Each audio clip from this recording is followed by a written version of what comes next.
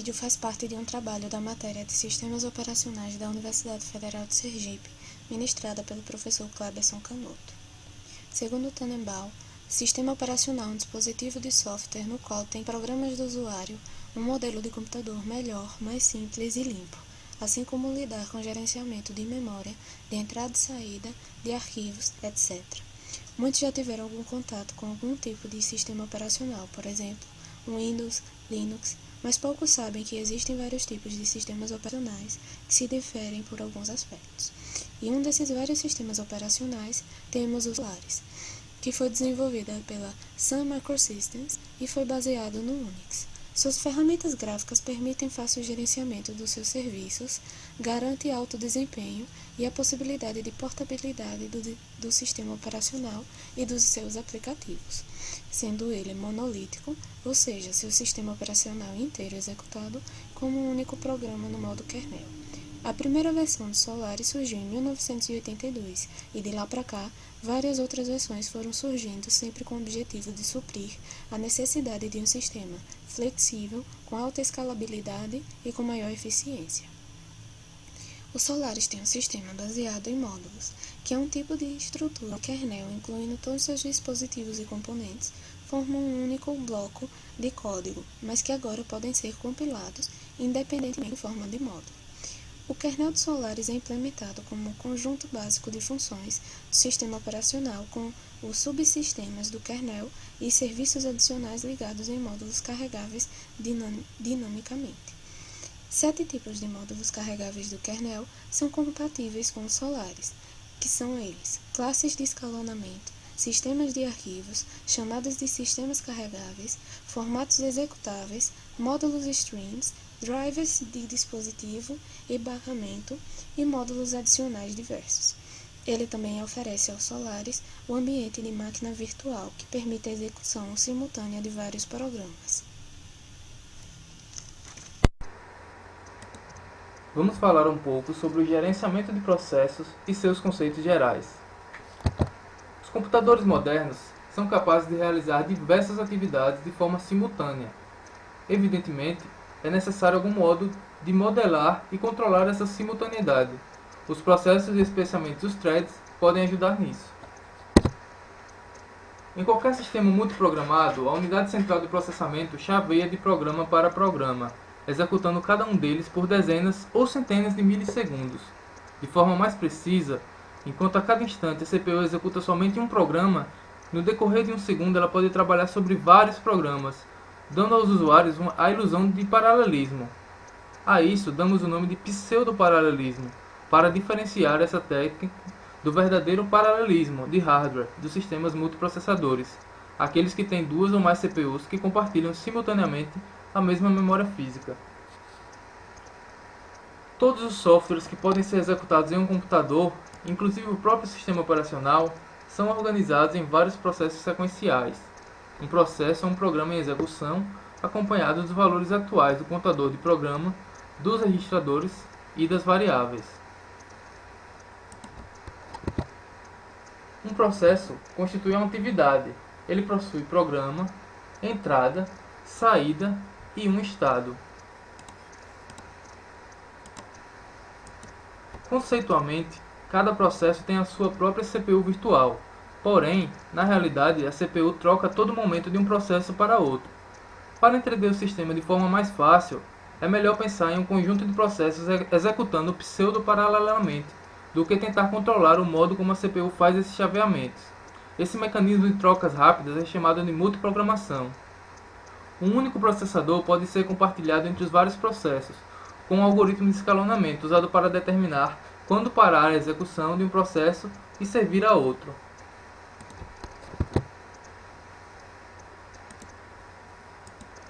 Nessa figura, retirada do livro Sistemas Operacionais Modernos, de Tannenbaum, podemos perceber os contadores de programa e, na imagem mais à direita, os processos A, B, C, D sendo executados de forma pseudo-paralela, ou seja, eles são executados sequencialmente e não simultaneamente, como é nos dada a impressão.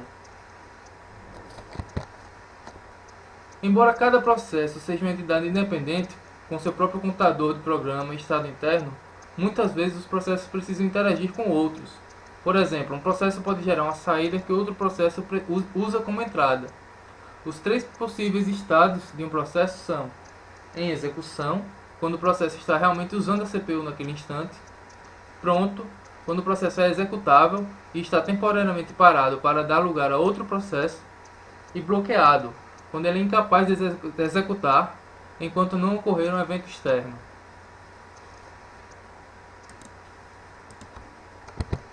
Nessa imagem, podemos ver um diagrama de estados de um processo, onde podemos perceber também como os processos podem variar entre esses estados. Na seta 1, um processo pode sair de em execução para bloqueado quando o processo bloqueia aguardando uma entrada. Na seta 2, o processo sai de em execução para pronto, pois o escalonador selecionou outro processo. Na seta 3, ele sai de pronto para em execução quando o escalonador seleciona esse processo. E na seta 4, a entrada torna-se disponível. Assim, o processo pode sair de bloqueado para pronto.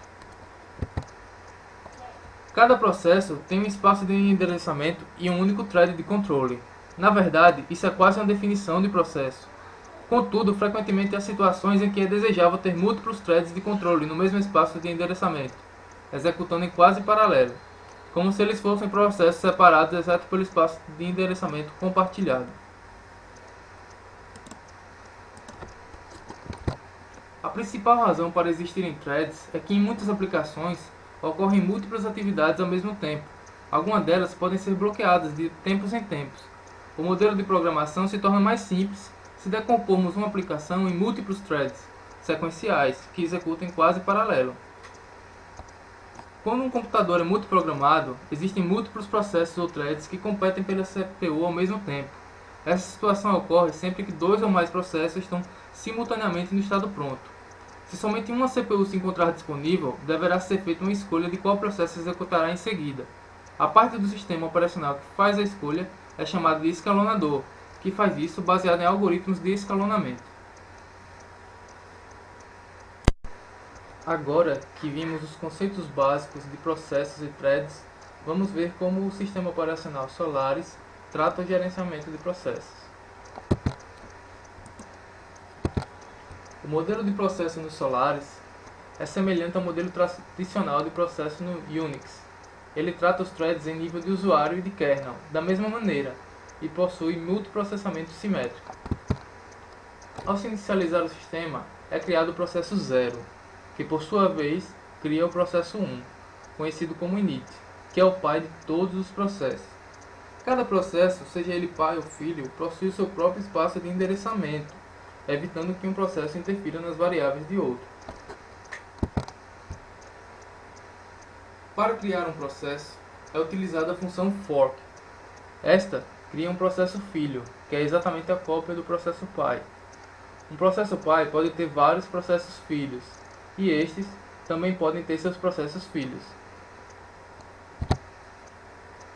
O Solaris é um sistema operacional multiprogramável, possuindo estruturas básicas para lidar com processos. O kernel mantém uma tabela de processos em todo o sistema, em que cada processo é identificado por um número inteiro positivo, chamado Número de Identificação do Processo, PID. Esta tabela também possui todas as informações referentes aos processos, como seu modo, tipo de prioridade, entre outros. Além disso, também existe uma estrutura de usuário, com informações como quem criou o processo, quem está usando, entre outros. O kernel, como gerenciador, também implementa uma política de escalonamento de processos preemptiva, utilizando um misto de múltiplas filas que servem para indicar a prioridade de cada processo, um contador de programa e troca de contexto. Ele também utiliza semáforos como mecanismo de exclusão mútua, sendo que a primitiva de sincronização é a utilização de monitores e semáforos. O gerenciador também controla a comunicação entre os processos, que pode ser feita através de memória compartilhada ou mesmo por transmissão de mensagem. Na memória compartilhada, os processos criam um segmento onde poderão trocar informações, lendo e gravando dados nessa região. Na transmissão de mensagens, Os processos se comunicam sem dividir o mesmo espaço de endereço, podendo ser sistemas distribuídos, comunicando-se por uma rede.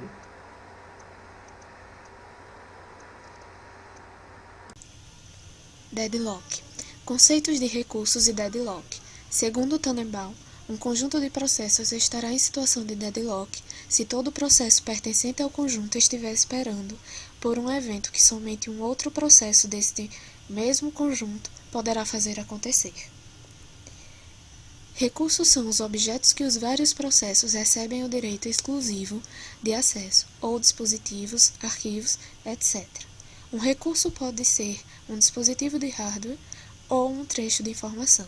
Os recursos podem ser de dois tipos: preemptíveis, que são aqueles que podem ser retirados do processo proprietário sem nenhum prejuízo, ou os não preemptíveis, que são aqueles que não podem ser retirados do atual processo proprietário sem que a computação apresente falha. Condições para a ocorrência de deadlock. Para que exista um deadlock, é necessário que exista 4 condições, e a falta de qualquer uma delas significa que não há ocorrência de deadlock. São elas: condição de exclusão mútua. Cada recurso ou está associado a exatamente um processo ou está disponível. Condição de posse e espera. Um processo que já possui algum recurso pode requisitar outros e aguardar por sua liberação. Condição de não preempção. Recursos dados a um processo não podem ser tomados de volta. Eles precisam ser liberados pelo processo. Condição de espera circular. Deve haver uma cadeia circular de 2 ou mais processos, cada um dos quais aguardando um recurso em posse do outro membro da cadeia. As formas de tratamento de deadlocks. Existem 4 formas de tratar um deadlock: ignorar por completo o problema, ou algoritmo de avestruz, que é a mais simples estratégia, consiste em fingir que o problema inexiste, é a solução mais utilizada, pois há baixa probabilidade de ocorrência de deadlock e baixo custo. O Unix utiliza este método. Detecção e recuperação. Deixar o deadlock ocorrer, detectá-lo e agir. Anulação dinâmica por meio de alocação cuidadosa de recursos. E a prevenção, que consiste em impor restrições aos processos de forma que o deadlock seja impossível, ou seja, negar uma das 4 condições necessárias para a existência de deadlock. Olá, agora vamos falar um pouco sobre gerência de memória. A gerência de memória é um recurso importante que deve ser tratado pela SO. É preciso gerenciar a memória porque mesmo atualmente existindo uma quantidade razoável de memória principal, conhecida como memória RAM, os processos tendem a crescer de forma que eles ocupem todo o espaço disponível pela memória RAM. Temos, antes de tudo, a hierarquia de memória. A hierarquia de memória é dividida entre a memória cache, que é pequena, é volátil, é muito rápida e é cara. Temos a memória principal, conhecida como memória RAM, que tem uma quantidade razoável, a velocidade é moderada, o custo também é moderado, e a memória secundária, nossa memória RAM, conhecida como memória de disco. Ela é grande, ela é muito mais lenta em comparação às outras e ela é barata, muito barata em comparação à cache e à memória principal. Papel da SO. O SO tem como função abstrair essa hierarquia em um modelo útil, de modo que gerenciar essa memória, veja quais partes estão em uso, quais partes estão livres, relevar a memória entre processos, liberar a memória de processos. O SO também deve fazer a troca entre a memória principal e a memória secundária, carregar uma parte de memória secundária para a memória principal, fechar algo de memória principal e jogar na memória secundária. Existem dois tipos de gerenciamento de memória: o gerenciamento com e sem abstração. No gerenciamento com abstração, a memória física é tratada como ela é. Então, quando um programa acessa o endereço 4200 da memória, por exemplo, o endereço 4200 daquela memória será acessado fisicamente. Já nessa memória, na memória com abstração, existe o que chamamos de endereçamento virtual. O espaço de endereçamento é um conjunto de endereços onde o processo pode endereçar a memória. Cada processo no modo com abstração tem seu próprio espaço de endereçamento, e com isso um processo fica impedido de acessar o outro, trazendo mais segurança e fluidez ao sistema. A memória virtual é utilizada no modelo sem abstração. A memória virtual é um método que contorna a falta de memória RAM. A lógica da memória virtual é dividir nosso programa em muitas partes. Por exemplo, eu tenho um programa que ocupa 32 MB de memória RAM, mas eu só tenho 4 MB de memória RAM. O que eu faço? Eu divido os 32 MB de memória RAM em várias partes e boto 4 MB por vez desse programa na memória, isso só é possível graças a sabemos que é possível fazer isso, dividir, porque um programa tende a acessar partes próximas ou reacessar as mesmas partes. Quando uma parte que precisa ser acessada está na memória virtual, ela é trazida da memória virtual para a memória física, e só então feito o que aquela instrução precisa fazer. Paginação. A página no modo de endereço virtual funciona separando os espaços de endereçamento virtual em espaços de endereçamento físico. Quebra os espaços em páginas do mesmo tamanho. Cada espaço de endereçamento dessas páginas são chamados em quadros de páginas ou page frames. Cada página é alocada na memória física, e quando a memória física, a alocação da memória física vem da memória virtual. Cada programa tem seu próprio memória virtual e seu conjunto de páginas.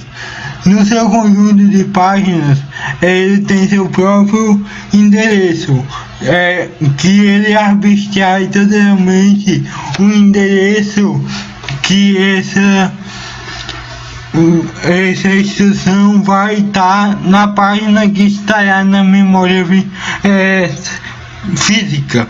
Essa abstração é realizada pela MMU, que é um instrumento de hardware visto nessa imagem do slide anterior, que faz a conversão entre o endereço de memória virtual e o endereço de memória física.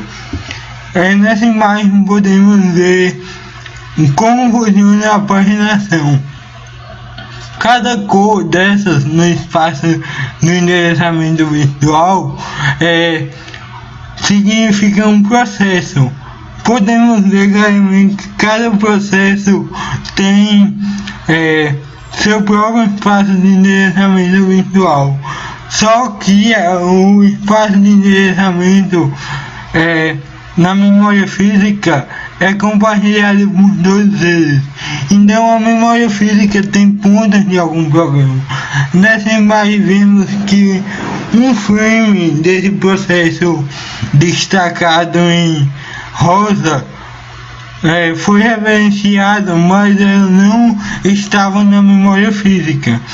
Então aí é feita uma troca, isso gera um page fault que gera uma exceção do kernel, e o kernel troca usando o algoritmo de troca de páginas. A depender do algoritmo utilizado, que nessa imagem não foi definido qual a página 1 do processo em amarelo foi retirada, e assim a página 1 do processo em azul foi colocada na memória física. Além da paginação em memória virtual, temos a segmentação em memória virtual. A segmentação funciona de maneira parecida com página, só que enquanto uma página tem um tamanho definido, a segmentação funciona de maneira que cada segmento tem um tamanho arbitrário no espaço de endereçamento virtual, e isso pode fazer que segmentos fiquem muito grandes ou muito pequenos, e que gerem espaços de memória inutilizados entre um segmento e outro da memória virtual, que é um problema que também ocorre na memória física, em um modelo de gerenciamento de memória sem abstração. Também temos segmentos de página, onde cada segmento tem uma quantidade de páginas definidas para ele, e cada página tem exatamente o mesmo tamanho.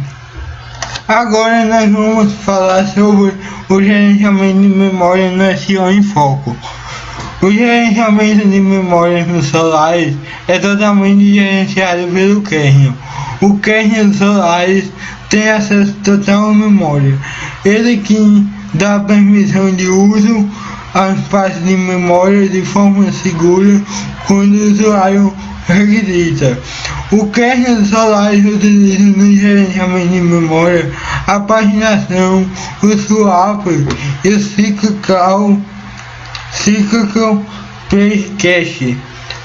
Os objetivos na memória virtual do Solaris são um novo quadro de gestão de memória orientada a objetos. Existe um conceito de arquivos virtuais que são chamados de vnodes. Espaços de endereço são mapeados em objetos vnodes, e existe suporte para memória compartilhada e memória privada. Arquivos vnode. Um vnode é uma abstração de um arquivo virtual. É um arquivo em uma memória virtual que é independente do file system que ele está. Ele é independente de tudo. Ele é independente do dispositivo. E nele encontramos as operações comuns de arquivos: abrir, escrever, fechar, ler, criar, essas coisas. Todas as operações de arquivo no Vinode são realizadas de modo que ele não precisa saber qual dispositivo real aquele arquivo está. Temos no Solaris a camada HAT, que é a relação. Ela faz a relação entre a memória física e a estrutura de páginas.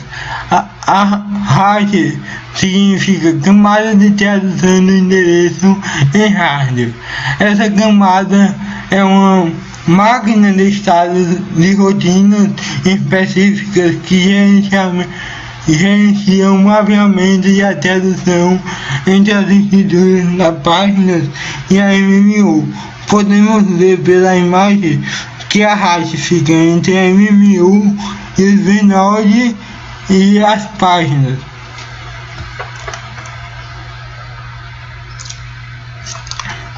Toda página no Solaris é um arquivo V-Node junto com o offset. Cada página, o V-Node é usado para descrever um espaço de armazenamento, espaço de endereçamento daquela página, e o offset é usado para detectar o endereço daquela página. Todas as páginas ficam juntas em uma tabela de hash, e para encontrar a página, uma página específica na tabela de hash é usado como chave o par V-Node e offset. O espaço de endereçamento virtual no Solaris é da seguinte maneira: sabemos que as páginas são mapeadas em páginas físicas através da hash e da MMU. Cada dessas páginas tem um espaço de endereçamento. Para ligar como essas páginas se relacionam no espaço de endereçamento linear, essa relação é gerenciada por segmento de memória. O segmento é mapeado em um endereço de memória em particular e o espaço único positivo. Também existem segmentos orientados a objetos, que permitem que o dispositivo tenha visão independente de qual segmento é mapeado. O segmento mais comum no Solaris é uma página no V-Node, que é utilizado para mapear o endereço e o offset. A paginação no Solaris. A memória física é dividida em páginas de tamanho físico. O tamanho da página muda de versão para versão e plataforma para plataforma, mas o mais comum é que ela tenha 8 KB. Cada página é um par de V-Node, como já disse, um offset. Existe uma lista de hash que contém ponteiros para as páginas, e a paginação é feita usando o esquema de paginação por demanda. A demanda de página é o que permite a granularidade do sistema Solaris. Quando o endereço é referenciado pela primeira vez, ocorre um par default. Mais pra frente explicarei como o pre-default é tratado no Solaris. Quando ocorre um pre-default, o pre-scan junto com o núcleo formam o núcleo da paginação. O pre-scan é uma thread que é despertada sempre que a quantidade de memória da lista das páginas livres está abaixo de um limite. É quando ele vê que esse sistema vai entrar em modo crítico, que ele vai precisar fazer uma troca de páginas. Tipicamente esse limite é 1,64 avos no total de memória física. O algoritmo Turing-Kaspersky é o algoritmo utilizado para no Solaris, que funciona de duas maneiras. O algoritmo roda duas rotinas, onde uma rotina limpa os bits de páginas que foram referenciadas, e a outra mão que vem no sentido oposto, ela vê se essa página foi referenciada que está com o bit limpo já, há quanto tempo ela está ali com esse bit limpo? Se ela for está muito tempo, ela tira. Ele é uma melhoria do algoritmo no relógio, só que ele tem duas vias, uma que vai zerando os bits e outra que vai aplicando o algoritmo da menos recentemente utilizada. Como os celulares trazem page-fault? Quando um page-fault é detectado, a MMU envia uma exceção para o sistema operacional informando que o sistema pode continuar sem a intervenção do kernel. 3 tipos de page-fault podem ocorrer. A minor fault, que é quando o dado já está na memória, mas ainda não é alocado àquele processo. Por exemplo, uma biblioteca que um compilador esteja usando, um programa, alguma coisa assim. Ou a major fault, que é quando essa falta de página só pode ser corrigida acessando o disco. E também tem a falta de página por proteção, é quando você tenta acessar uma página que você não pode acessar porque alguém está usando. Existem alguns marcadores utilizados pelos celulares. O Prisman conta o total de páginas na memória física. O loss free, a troca de páginas inicia quando o loss free está a página abaixo de um limite definido pelo sistema. O mean free é a taxa de que a troca de páginas vai aumentando. O MacPGIO limita a taxa de I/O na fila de dispositivos suaves, e o cache free é utilizado para iniciar o ciclo que eu passei, que a partir do Solaris 8. A memória compartilhada em processos. O Solaris permite que processos de múltiplos usuários compartilhem memórias, onde múltiplos processos podem compartilhar binários de dados. O kernel do Solaris também permite que bibliotecas sejam linkadas entre processos, para que não seja necessário ter a biblioteca dividida para 2 processos alocada nos dois. Um é alocado e aplicado para os dois. E a memória é protegida de maneira que um processo de usuário não pode acessar espaço de memória de outro processo. Só um processo de kernel pode interferir em outro processo, porque se um processo puder interferir em outro, isso pode causar uma falha de programa ou pode derrubar o sistema operacional inteiro. O swapping no Solaris é feito de 2 formas. Se a memória estiver livre estiver abaixo de um limite durante um tempo, então o sistema começa a fazer o swap, e ele usará o algoritmo de menos recentemente utilizada e vai tirar essas páginas colocando em disco. Já o hard swap acontece se há mais de um processo na fila de processos ativos e a memória estiver abaixo do limite, também é 20 segundos. A validação estiver em cima de um valor. Esse valor é definido pelo valor no MacPGIO.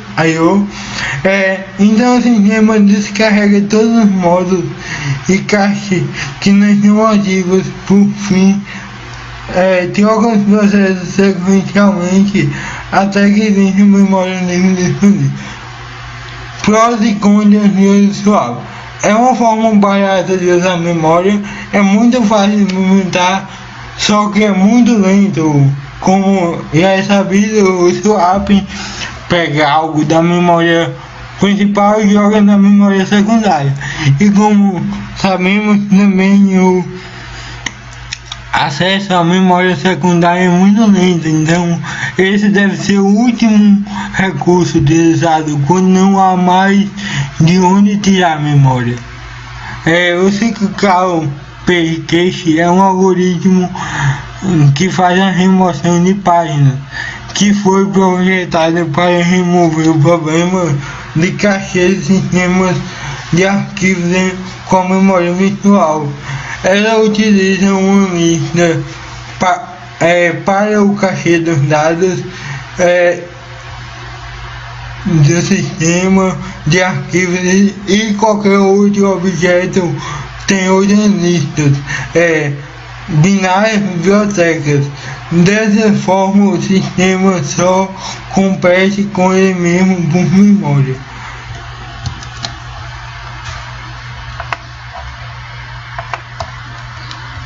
Olá, agora é dado início ao final da nossa apresentação, que é sobre o sistema de arquivos do Sistema Operacional Solaris.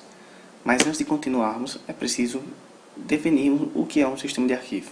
Bom, um sistema de arquivo é um conjunto de estruturas lógicas e de rotinas que permitem ao sistema operacional controlar o acesso ao disco rígido.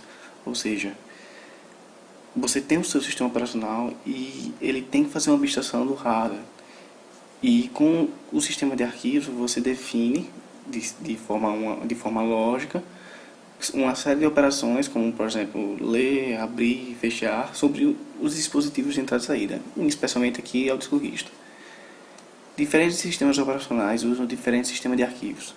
Conforme cresce a capacidade dos discos e aumenta o volume de arquivos e acessos, esta tarefa torna-se mais e mais complicada, exigindo o uso de sistemas de arquivos cada vez mais complexos e robustos. Por quê? Porque ao passar do tempo, os softwares vão evoluindo, assim como o hardware, e, por exemplo, hoje em dia existem bilhões de sistemas operacionais, então é conveniente saber que existem vários tipos de sistemas de arquivos também, E aí um sistema operacional deve saber lidar, pelo menos com uma boa maioria deles, para que tudo ocorra certo. Aí, então, vamos definir alguns conceitos agora sobre o sistema de arquivos.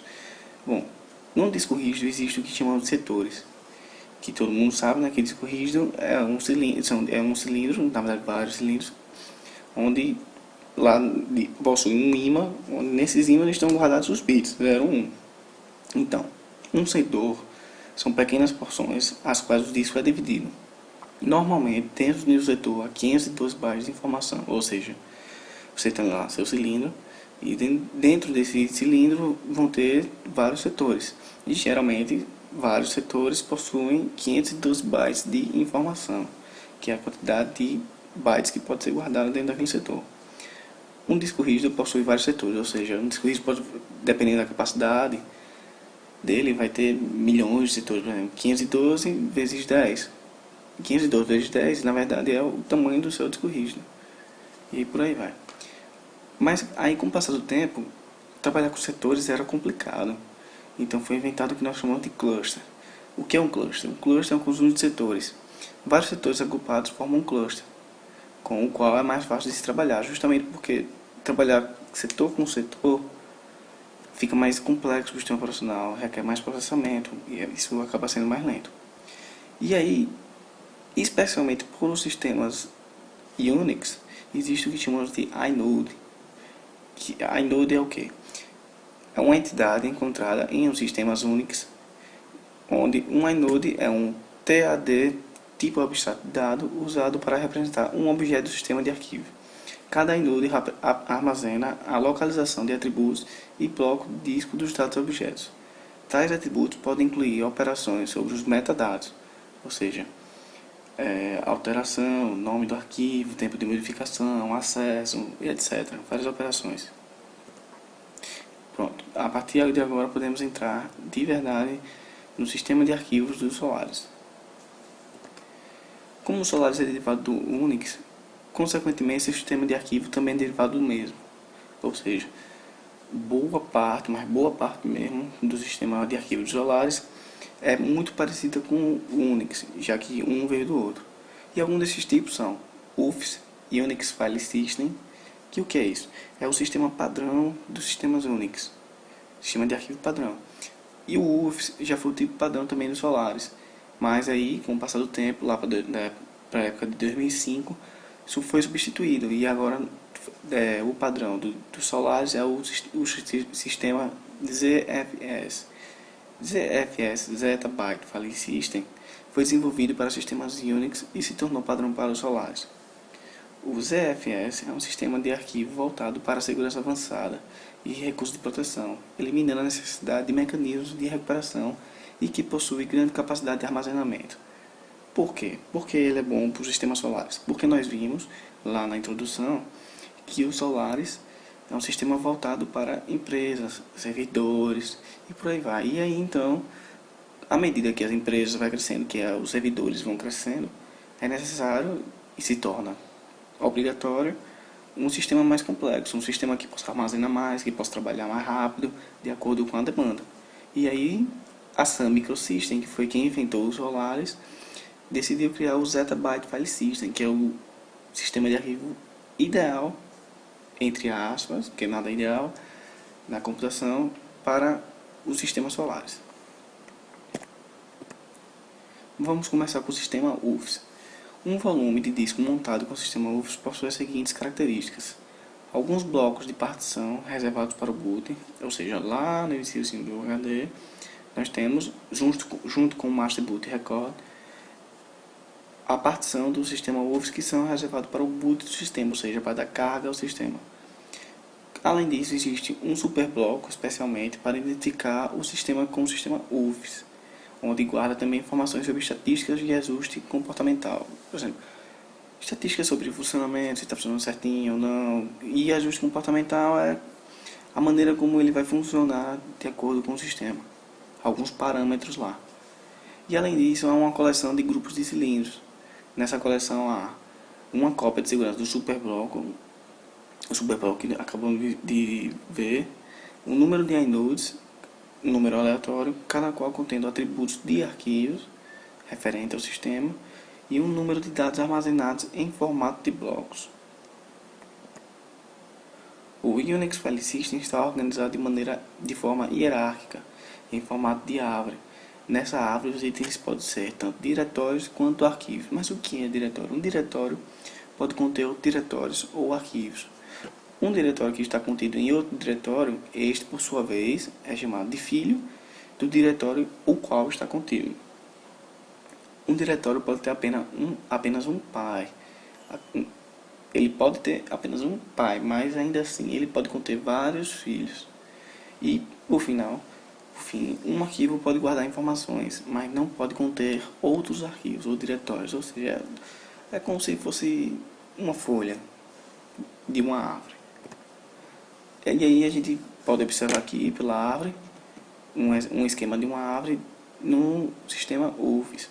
Aqui nós temos a raiz, denominada por essa barra. Em todo sistema Unix tem essa barra aqui que significa a raiz da árvore, do diretório. E aí todas essas ramificações podem ser diretórios ou arquivos. Por exemplo, aqui é um arquivo,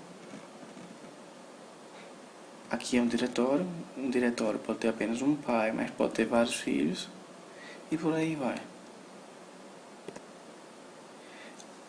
E aí agora a gente pode definir o sistema Zettabyte File System, ou ZFS. O sistema foi desenvolvido pela antiga Sun Microsystem, como já tínhamos visto, inicialmente para o sistema Unix.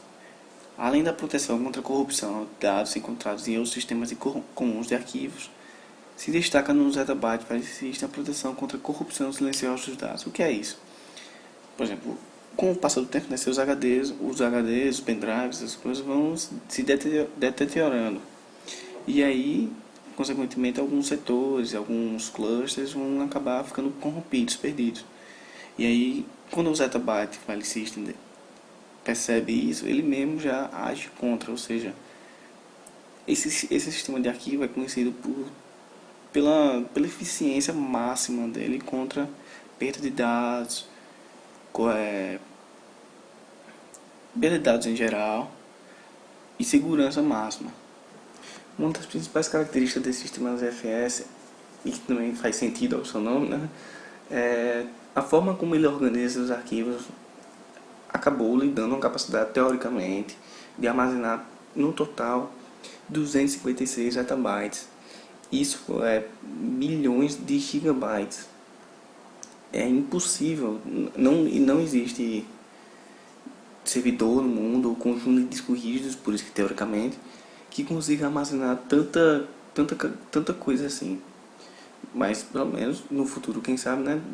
Ninguém sabe se esses 256 zettabytes serão atingidos. Mas por que isso? Porque o Zettabyte File System é um sistema de arquivos de 128 bits, ou seja, ele é capaz de criar 2 a 128 endereços de arquivo, ou seja, cada posição desse endereço significa que pode ser um arquivo ou parte de um arquivo. Por isso que 2 elevado a 128 dá 256 zettabytes. Por isso que é tanta capacidade assim, teoricamente, no máximo. Mas dando prosseguimento, tem um assunto muito importante no sistema, é o escalonamento. É parecido com o escalonamento de memória, que nós já vimos antes.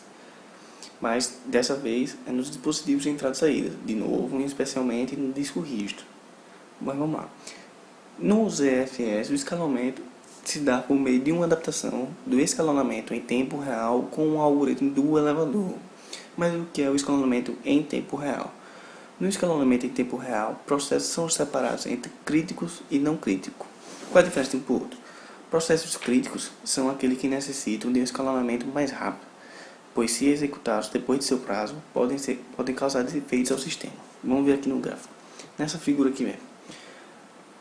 Essa setinha para cima significa release, que é o momento onde o processo é chamado. E essa linha aqui é a chamada deadline, que é como se fosse um prazo final para esse processo ser executado. Se o tempo for passado depois daqui, por exemplo, essa aqui está no 17, se o tempo chegar no 18 e o processo não tiver sido finalizado, se ele for um processo crítico, pode ser causado um erro no sistema, um erro grave. Afinal, ele não seria crítico à toa. Quem é que usa esses tipos de escalonamento? Por exemplo, no exército, os jatos, eles precisam ter controles contra mísseis, né? Então, assim que um míssil é detectado que está vindo na direção dele, então ele precisa agir rápido.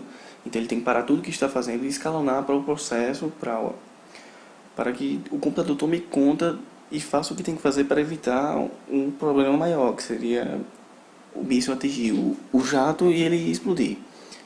E aí tem os processos críticos e tem os não críticos. Os não críticos são aqueles, não menos importantes, claro, mas que não causariam tanto problema ao sistema, caso seu deadline fosse ultrapassado.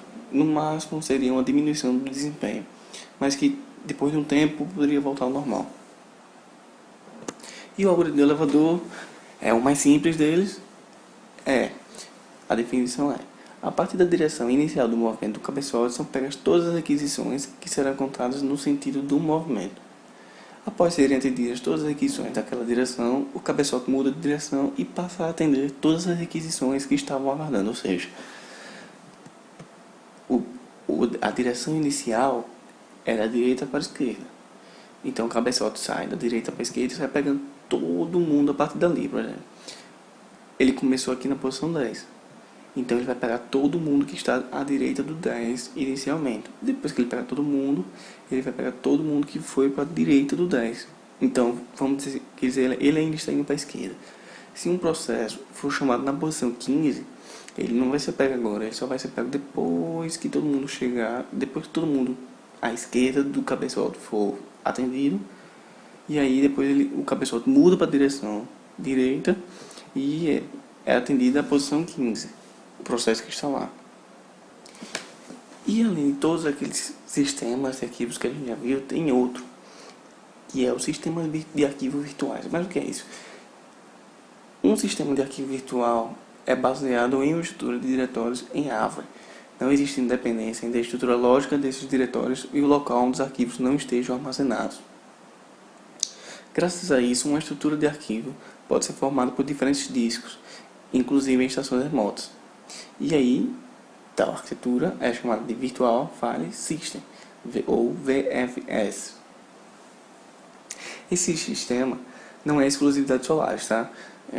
Foi inventado lá na década de 80, 90 e ele abrange todos os sistemas Unix. E aqui a gente pode encontrar nessa imagem um diagrama lógico do sistema de arquivo virtual. Aqui, como se fosse uma raiz, está armazenado o sistema virtual, o sistema de arquivo. E aí esse sistema ele é capaz de oferecer abstrações aos diferentes tipos de sistema. Por exemplo, nós vimos aqui que há o sistema de arquivo do Minix, que é um sistema baseado em Unix, e a abstração, de um sistema ST2, que é padrão do Linux. Ou seja, o Virtual File System é capaz de lidar com vários tipos de sistema de arquivos e oferecer uma abstração para todos eles, para que eles possam se comunicar, ainda aqui basicamente, mas consigam se comunicar entre eles. O sistema VFS possui uma estrutura característica.